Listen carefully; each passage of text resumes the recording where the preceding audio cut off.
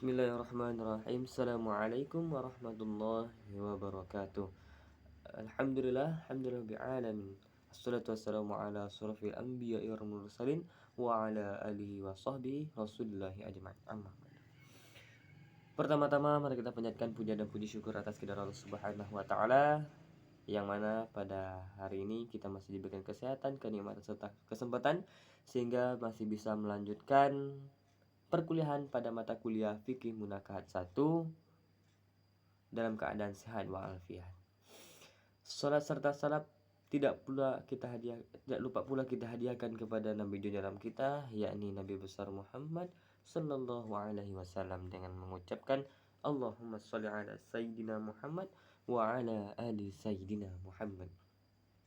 Baik, yang saya hormati Ibu Siti Maheran selaku dosen mata kuliah Fikih Munakat 1, dan kepada teman-teman yang saya banggakan. Pada pertemuan kali ini saya akan sedikit membahas terkait apa sih mahar dalam perkawinan. Nah, supaya tidak ada pertanyaan atau kebingungan, apa sih yang dimaksud mahar itu, apa saja yang ada dalam mahar ini. Nah, kita masuk pada tahapan pertama, yakni pengertian mahar dalam perkawinan. Oke. Mahar berasal dari bahasa Arab, jamaknya muhur secara bahasa, yang berarti sodaqah. Nah, jadi pengertian dari bahasa Arab, menurut bahasa Arab jamaknya muhur yang berarti sodaqah. Nah, menurut WJS Pro diminta mas kawin atau mahar adalah pemberian dari mempelai laki-laki kepada pengantin perempuan. Nah, pengertian yang sama juga dijumpai dalam Kamus Besar Bahasa Indonesia. Mas kawin atau mahar berarti pemberian wajib berupa uang atau barang dari mempelai laki-laki kepada mempelai perempuan ketika dilangsungkan akad nikah. Nah, ada dua definisi nih menurut WJS Perwadaminta dan menurut Kamus Bahasa Indonesia.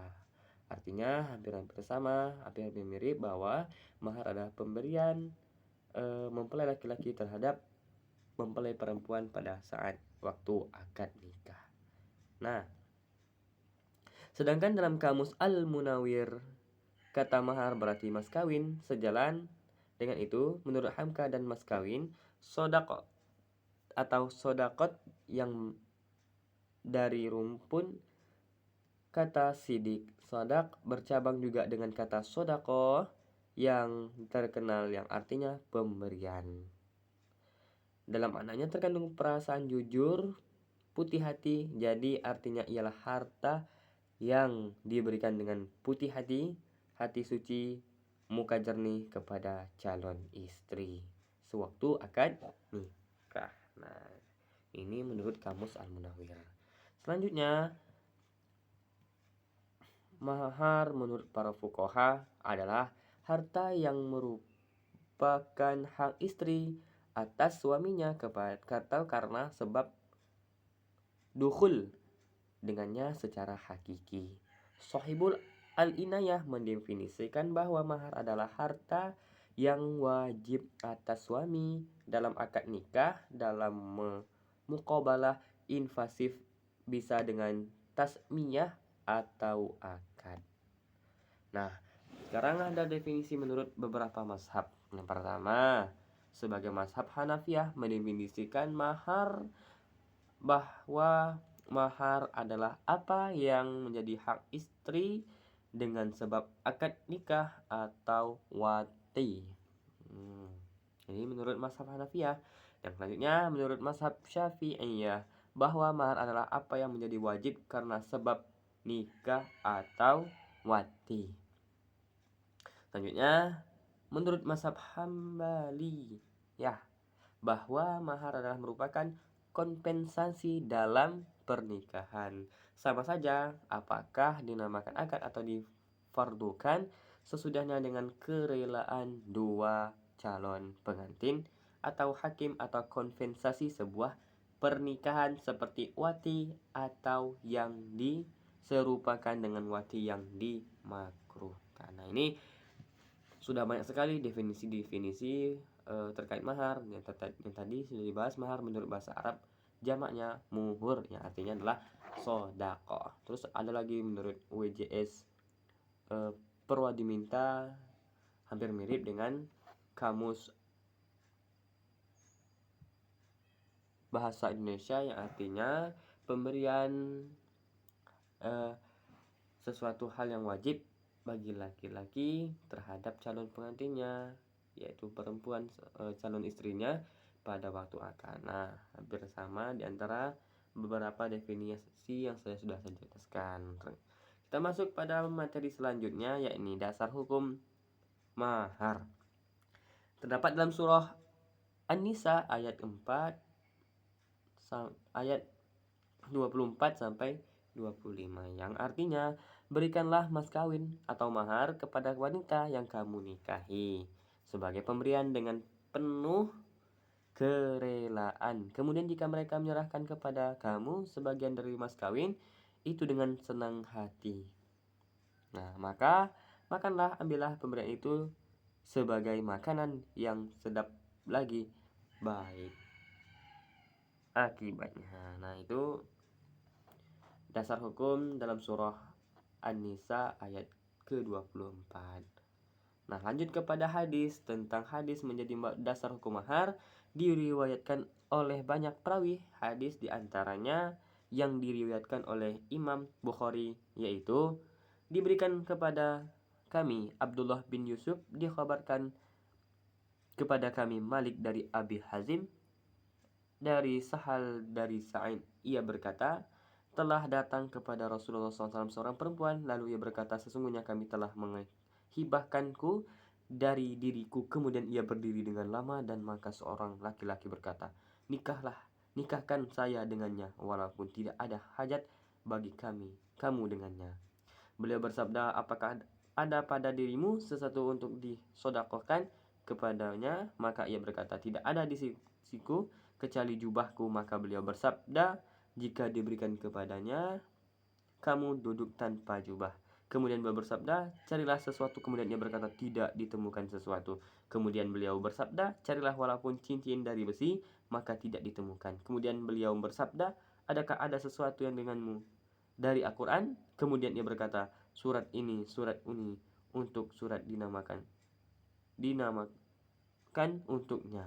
Maka beliau bersabda, saya nikahkan kamu dengannya apa yang kamu punyai dari Al-Quran. Nah, ini bunyi hadis yang menjadi dasar hukum terkait mahar.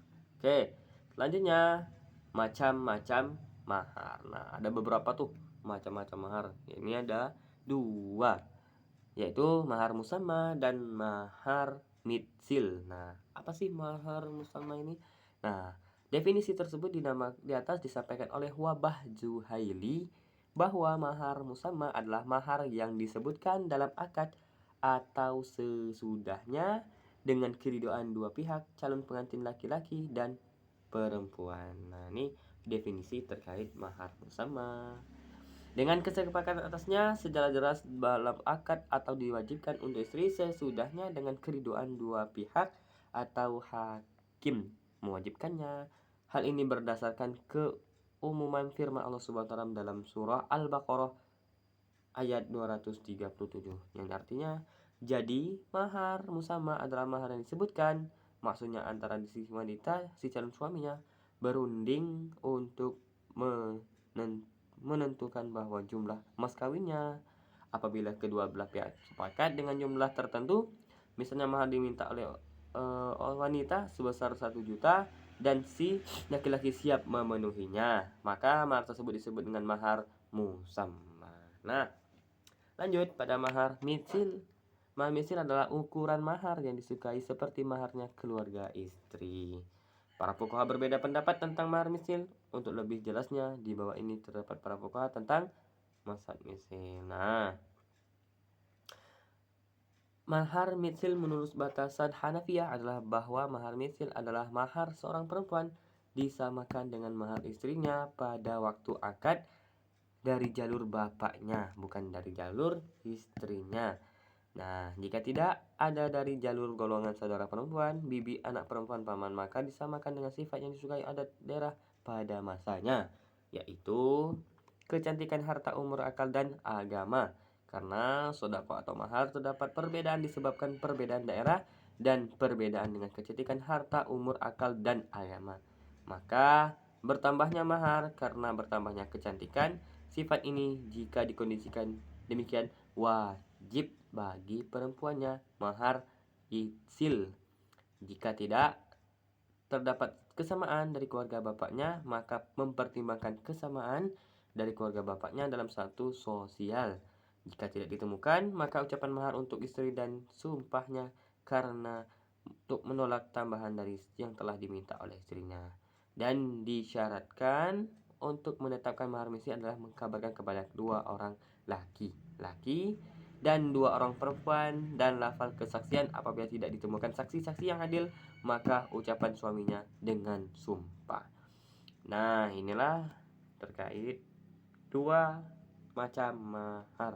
Ada mahar musamah dan mahar mitsil. Selanjutnya, syarat-syarat mahar. Nah, Abdurrahman Al-Jazi dalam kitab fikih Al-Munazib Al-Arba'ah bahwa syarat mahar adalah yang pertama, hendaklah mahar itu adalah harta yang dimiliki nilai. Terus yang kedua, hartanya harus suci, yang sah untuk digunakan, maka tidak sah mahar dengan khomar, babi, darah, bangkai, karena barang-barang ini tidak dinilai dalam pandangan syariat Islamiyah, meskipun menurut sebagian mereka dianggap harta yang ada nilainya menurut orang-orang yang memakannya. Ketiga, harta yang akan digunakan untuk mahar bukan hasil gosok.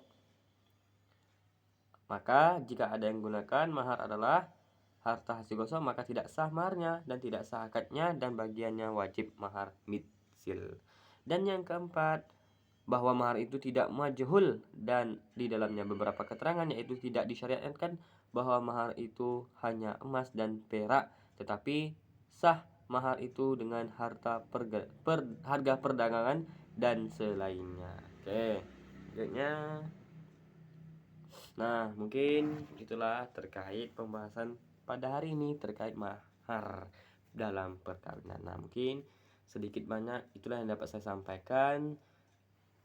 Terlebih terkurang saya mohon maaf. Saya akhiri dengan wabillahi taufiq wal hidayah. Wassalamualaikum warahmatullahi wabarakatuh.